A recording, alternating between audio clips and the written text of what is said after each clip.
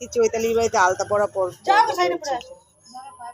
আলতা পরে অনেক সন্ধ্যে হয়ে গেল, আবার ঘুরতে যাবো সবাই। ও না দুপা হেঁটে আসি, বড়দিনের বেলা 7টা অবধি তো সন্ধ্যে দেখ।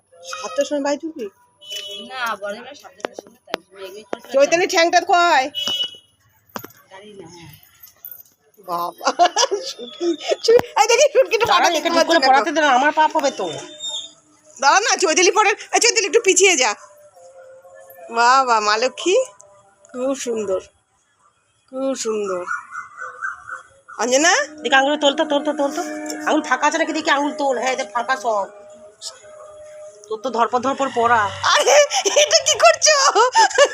শতপুত্র জননী হও। এ কি নমস্কার করতে গিয়ে এখনই তো মেরে ফেলছি রে। শতপুত্র জননী হও। চৈতালি শতকন্যা জননী হও। ওটা কি হচ্ছে? এ সবাইকে আলতা পড়ালো, আলতা মাসি। আচ্ছা আচ্ছা ঠিক আছে। আজ মাদাস দে,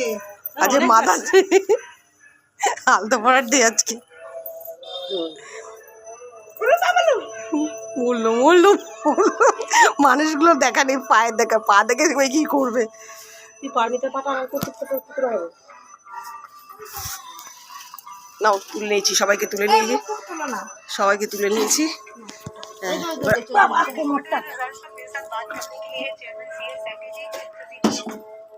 চলো চলো তাতে বাবা তোর পাটা কি সুন্দর দেখাচ্ছে। লাইটটা তোল, সর, লাইটটা ঢুকিয়ে দেবে তো। সেপ্টেম্বর থেকে বাংলায় মদ নিষিদ্ধ।